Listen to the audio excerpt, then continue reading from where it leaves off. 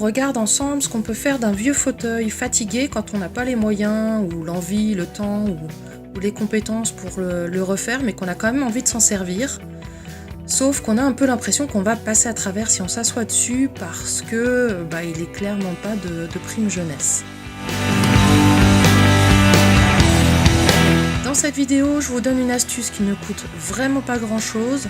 Ça demande assez peu de temps à mettre en place, on va dire environ 2 heures si on a un peu l'habitude et qu'on a le bon matériel. Et surtout qui permet à votre fauteuil, votre vieux fauteuil, non pas de retrouver une jeunesse au niveau esthétique parce que ce qu'on va faire ne se voit pas de l'extérieur, mais ça va vous permettre de pouvoir réutiliser ou continuer à utiliser votre fauteuil en toute tranquillité.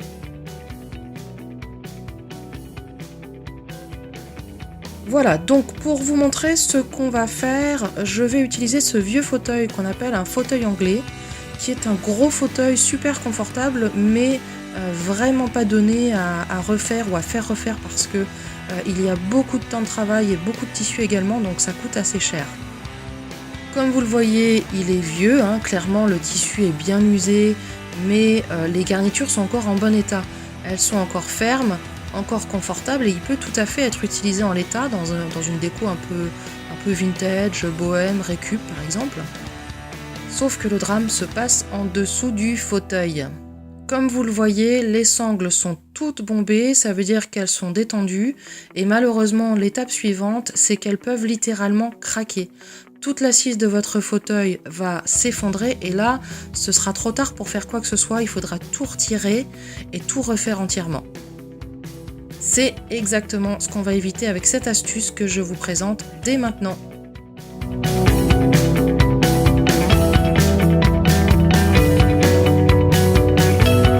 On commence par retirer ce qu'on appelle le jaconnas. Alors le jaconnas, c'est le tissu qui est posé en dessous du siège pour venir refermer et cacher le travail du tapissier. Là, le jaconnas est vieux, donc il s'arrache très facilement et j'ai simplement pris une pince pour tirer dessus. Ensuite, on retire toutes les semences qui tenaient le jaconnas. Les semences, c'est le nom que l'on donne aux petits clous que le tapissier utilise pour faire tenir ses toiles. Aujourd'hui, on travaille beaucoup avec des agrafes, mais si votre fauteuil est vieux, il y a de fortes chances pour qu'il ait été fait avec des semences et non avec des agrafes. Moi, j'utilise un arrache-agrafe sur lequel je frappe avec un maillet. Ça permet de faire levier sur la semence pour la retirer facilement. Il faut bien faire attention à ne retirer que les semences qui tenaient le jaconnas et non celles qui tiennent le tissu, puisque le tissu reste, on n'y touche pas. Là, honnêtement, je suis allée un petit peu vite en arrachant tout, mais ce que je vous conseille de faire pour que ce soit plus simple, c'est de laisser le vieux jaconnas en place et de retirer les semences une par une dessus, comme ça on les voit beaucoup mieux et on ne les confond pas avec celles du tissu. Ensuite, la seconde étape consiste à poser des sangles neuves au-dessus des sangles actuelles. Comme ça, on retend toutes les sangles et c'est important parce que c'est vraiment ce sur quoi repose toute la garniture de l'assise de votre fauteuil. Les sangles, c'est véritablement le plancher de votre siège et c'est souvent ce qui s'abîme en premier. Donc, on fait un sanglage tout simple. On a fait des repères au centre de l'avant et de l'arrière du siège. Donc, on place la première sangle à l'avant, au bord du repère. On tire bien fort pour pouvoir récupérer un sanglage plat et non le sanglage bombé qu'on avait avant et qui était fatigué. Vous pouvez accrocher vos sangles avec des agrafes ou avec des semences. Simplement, comme il y a déjà des semences dans le tissu qui est déjà posé, vous n'allez pas pouvoir mettre vos agrafes ou vos semences où vous voudrez. Parfois, elles ne rentreront pas parce qu'elles vont buter dans du métal en dessous. Donc il faut simplement essayer à côté jusqu'à ce que vous arriviez à trouver un endroit où la grafe ou la semence va pouvoir entrer dans le bois.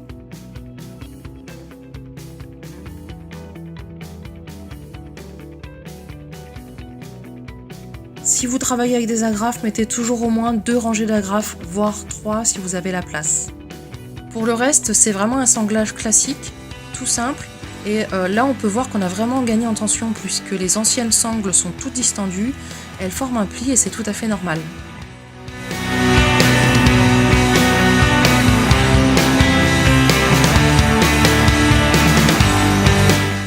Ensuite, pour Pour les sangles transverses, c'est toujours un sanglage classique. On démarre par l'avant du siège et on croise les sangles. La seule différence, c'est que c'est un peu plus compliqué de passer les sangles en dessous parce que y a pas de place et qu'on se prend parfois dans la ficelle qui accroche les ressorts dans les anciennes sangles. Donc je vous conseille de plier le bout de votre sangle sur quelques centimètres et de passer votre main dedans pour pousser et atteindre plus facilement l'autre côté.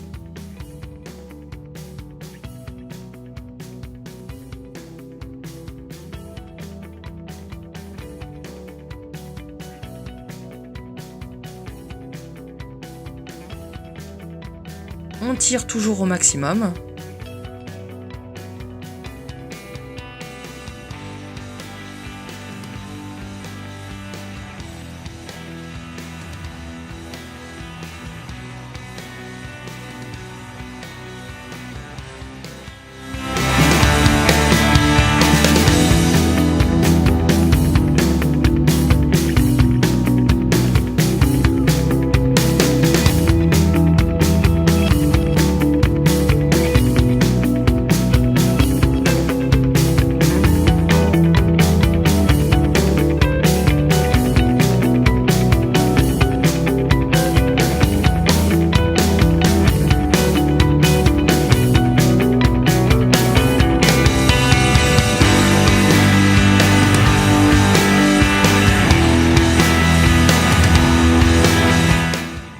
Voilà, on a donc un sanglage tout neuf, complètement renforcé, contrairement aux anciennes sangles qui étaient distendues, vieillies et fragiles. On n'a pas touché ou fragilisé la garniture, au contraire on l'a renforcée et vous pouvez de nouveau vous servir de votre fauteuil en toute tranquillité. Et pour terminer, comme on travaille proprement, on va refermer notre travail en posant un nouveau jaconnas. On pose des agrafes en biais pour positionner le tissu.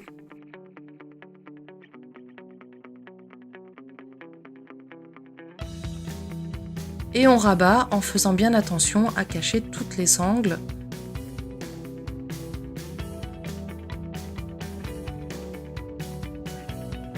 Et le travail est terminé.